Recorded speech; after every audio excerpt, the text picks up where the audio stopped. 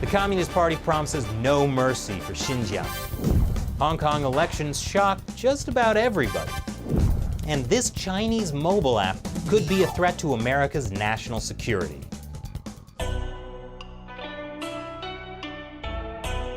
Welcome to China Uncensored, I'm Chris Chappell. The New York Times has published 400 pages of leaked internal documents about the crackdown on ethnic minorities in Xinjiang. Over 1 million people in Xinjiang, mostly ethnic Uyghurs, are in what are essentially concentration camps. In an internal speech, which these documents reveal, Chinese leader Xi Jinping called for an all-out struggle against terrorism, infiltration, and separatism using the organs of dictatorship and showing absolutely no mercy. Yeah, Xi loves to whip out his organ of dictatorship. That's the kind of thing you won't hear on Panda Uncensored. Not only that, but documents instruct Chinese police to tell children of detained Uyghurs that if they speak out, their parents will be kept even longer in those concentration camps. I mean, training centers.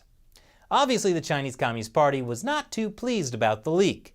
Xinjiang authorities said, America's New York Times has again fabricated and concocted fake news about Xinjiang.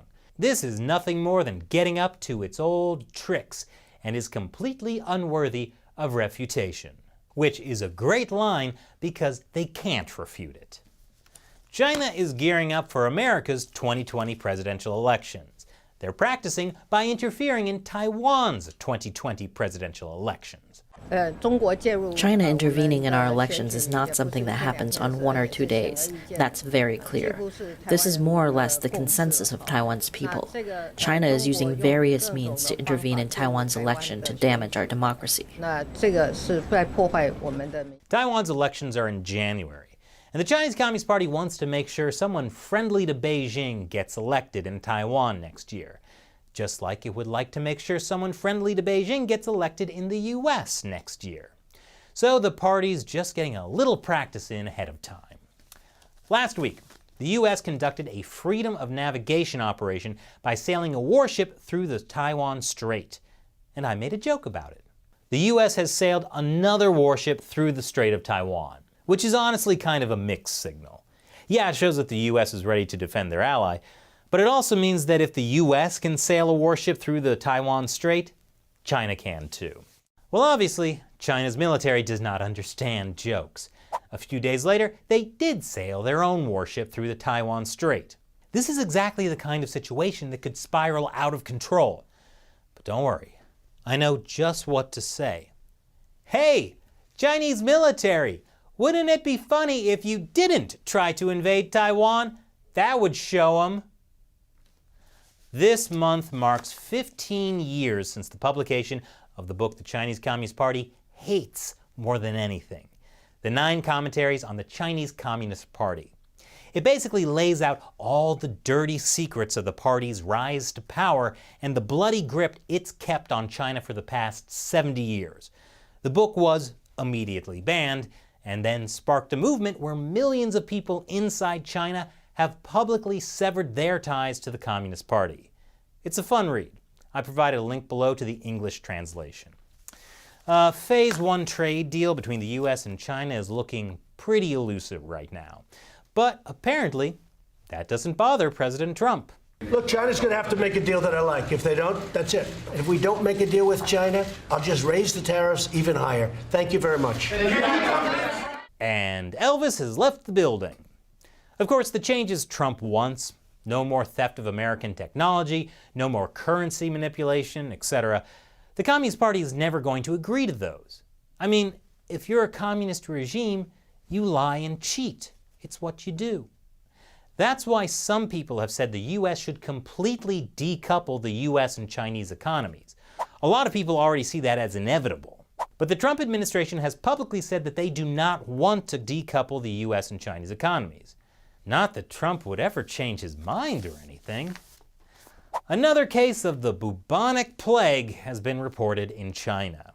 This is only the 3rd official case. A hunter got it from eating a wild rabbit, but people are concerned the problem could be much larger, since China has a history covering up epidemic outbreaks. I mean, if you can't stop the disease, At least you can stop all that media coverage. Australia is ending a multi-million-dollar human rights partnership with China. My first thought was, Australia had a human rights partnership with China? But China sits on the UN's Human Rights Council, so I'll just say at least Australia wised up. I hope Germany will do the same and stop aiding the Chinese military. That's another one of those things you think wouldn't be happening, but yes, it turns out there's a lot of stupidity out there. A spokesman for Germany's defense ministry said, "Our goal is to share our democratic values with citizens of other countries by training Chinese soldiers." I really don't see how that works. But at least it's better than Greece. China has been making big inroads in Greece. Earlier this month, Greek police detained Falun Gong practitioners while Chinese leader Xi Jinping was in town. Now, to be clear, they were not protesting. They were just meditating in a park because that's what Falun Gong practitioners do. I mean, Greece is a free country, except when Xi Jinping is in town.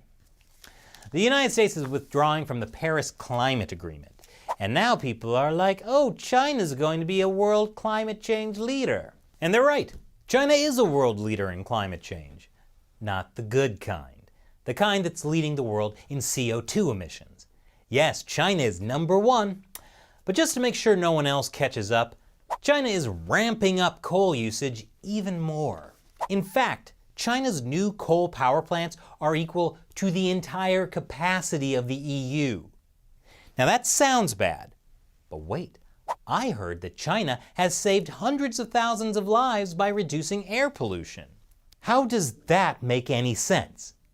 Well, what the CNN headline neglects to mention is that study was done by Chinese scientists. Awesome. And stay tuned because after the break, there's some big news from Hong Kong.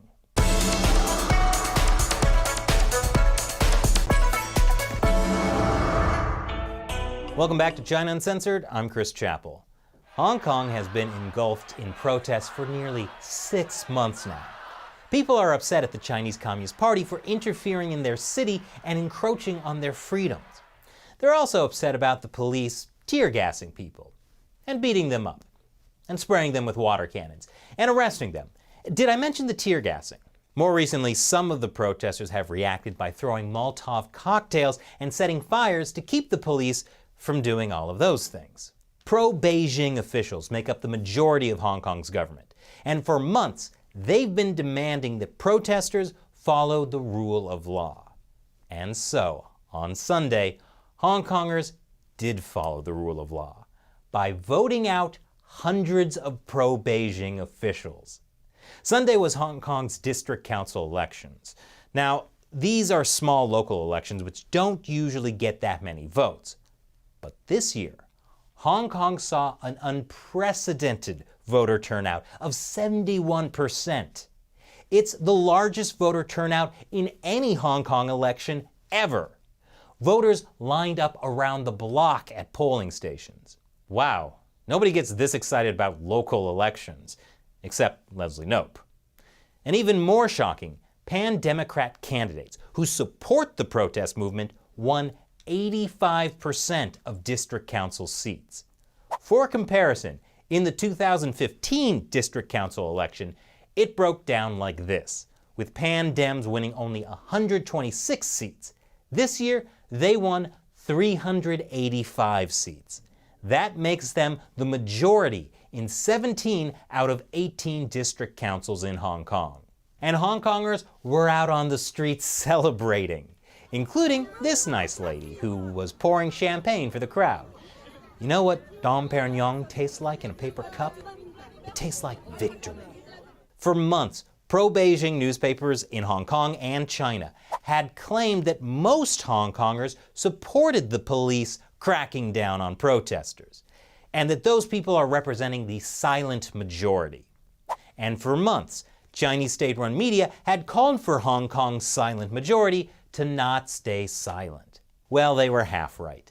The silent majority didn't stay silent. They were just wrong about what the silent majority had to say. Now, these newly elected Hong Kong District Council members won't get to decide a lot of big picture things in Hong Kong. They mainly handle local things, like where to put traffic lights and garbage cans. Next year's elections for the Legislative Council will be more meaningful, since those legislators get to pass laws. But these local district councils do get to choose about 10% of the representatives who vote for the next Hong Kong chief executive, even though that system is rigged, so it can ultimately be controlled by Beijing. Nonetheless, Sunday's district council election results are huge. They're indisputable proof that the majority of Hong Kong voters are unhappy with how the government and police have been handling the protests. And Hong Kong Chief Executive Carrie Lam understands that voters are upset with the government. We were aware of the large number of voters coming out to cast a vote, perhaps not only to select a preferred candidate to sit on the district council, but also to express a view on many issues in society, including, I would readily accept that, including deficiencies in governance, including unhappiness with the time taken to deal with the current unstable environment. No, they're not unhappy that you haven't dealt with the protesters. They're unhappy that your government has refused to listen to the protesters and instead allowed the police to do the whole thing with the tear gas and the beatings and the water cannons and the arrests and the tear gas. The people are unhappy with you, Carrie Lam. Even a lot of the pro-establishment politicians don't like you either, because your handling of the extradition bill was what led to 6 months of protests and their stunning defeat at the polls. Anyway, the election results were not just a shock to tone-deaf Carrie Lam. They were also a shock to tone-deaf Communist Party officials in Beijing.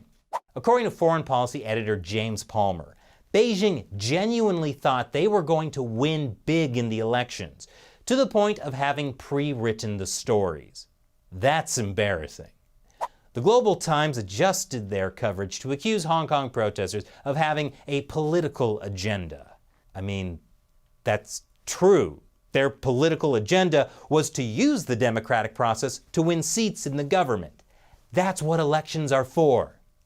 Meanwhile, state-run China Daily created this handy infographic to show how the protesters stopped people from voting, which is funny because Sunday actually had the highest voter turnout in Hong Kong history.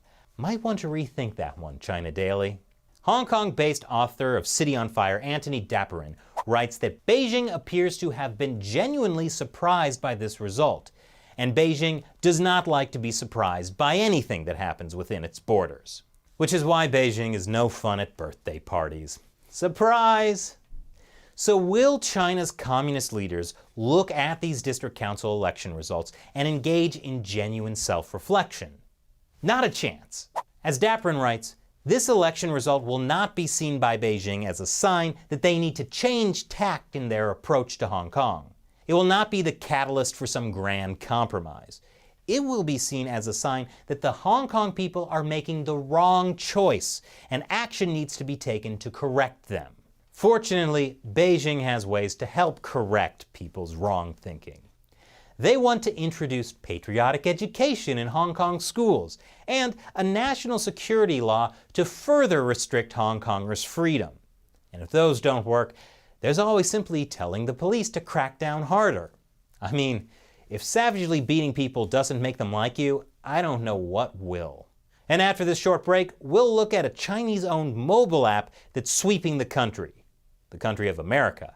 And now the US government is asking whether it's a risk to national security.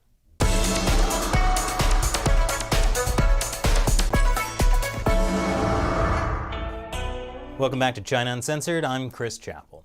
This episode has been sponsored by Surfshark. Protect your privacy online.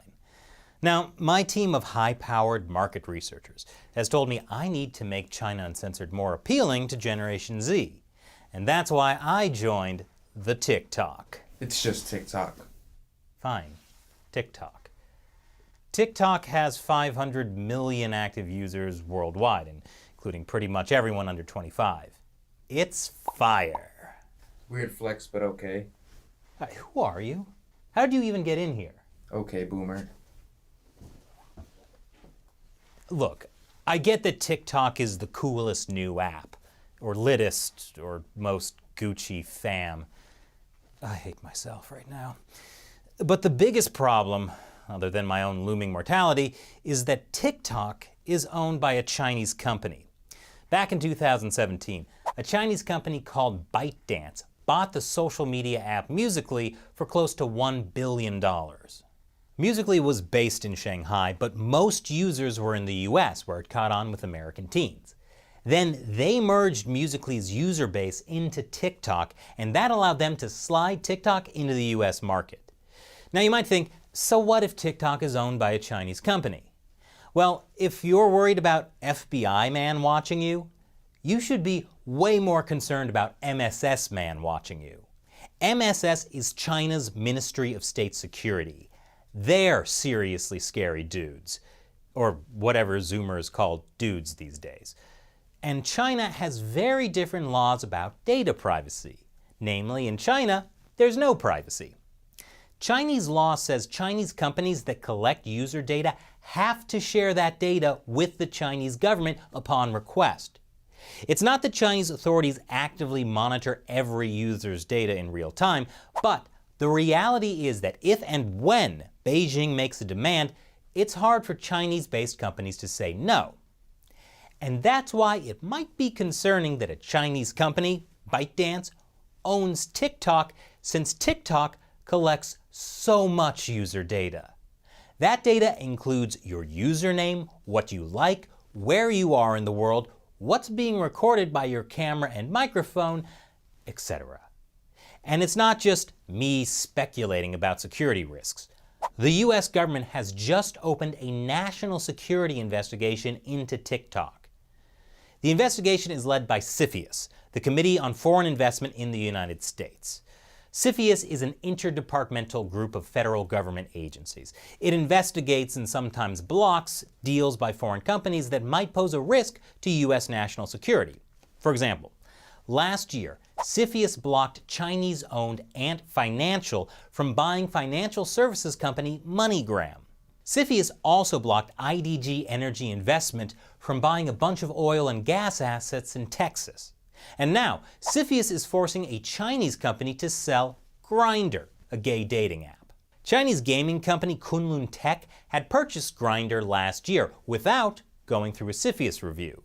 CFIUS didn't disclose specifically why the Chinese buyout of Grindr was a national security concern, but I can just imagine what would happen if the Chinese intelligence service knew private information about Americans, like who's gay, who's HIV positive, and had access to the pics that may occasionally get sent by men using the Grindr app. Imagine all the blackmail opportunities. Anyway, back to TikTok. Earlier this year, there were also some concerns about TikTok censorship. It came after The Guardian got its hands on TikTok's content moderation policy. It showed TikTok had been censoring content that was embarrassing to the Chinese regime. For example, there were reports that videos about the Hong Kong protests were either blocked completely or quietly labeled as visible to self so other users couldn't see them. And this applied to the American app TikTok, not the Chinese version, which goes by a different name. But it seems that since May this year, TikTok has changed its policies to distance itself from Beijing. TikTok now claims that it does not censor content, while also not specifically admitting that they ever did. In an official statement, TikTok said their data centers are located entirely outside of China, and none of their data is subject to Chinese law.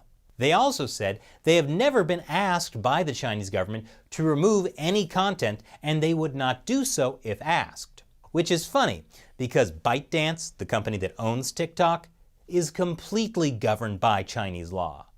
That means the Chinese government could, in theory, require ByteDance to require TikTok to give up user information, which means TikTok would give it to ByteDance, which would give it to the Chinese government.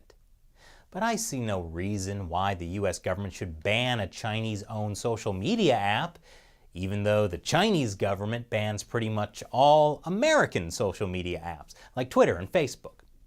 But still, CFIUS is investigating TikTok as a potential national security risk. CFIUS just won't reveal why, since they do not comment on information relating to specific cases. There are a few things that could happen after this review process.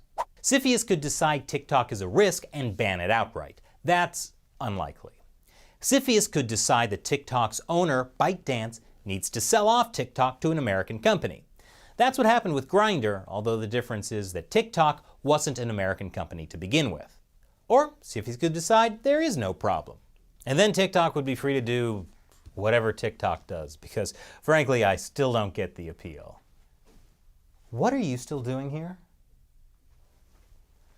Anyway, this episode has been sponsored by Surfshark. You should be using a VPN whenever you go online. I mean, you don't want Chinese companies monitoring what you do on the internet, do you? Surfshark can also help prevent hackers, the US government, or your internet service provider from learning who or where you are. And if you want to post subversive videos to TikTok in a country that won't let you, you can use Surfshark's No Borders mode to get around it. Plus, with Surfshark, you can connect as many devices as you want. Try it out with a 30-day money-back guarantee. Plus, Surfshark has a special discount for China Uncensored fans for Black Friday. Go to surfshark.com/uncensored and use the code UNCENSORED to get 83% off a 2-year plan and 3 additional months free. Protect yourself online. Click the link below. Once again, I'm Chris Chappell. See you next time.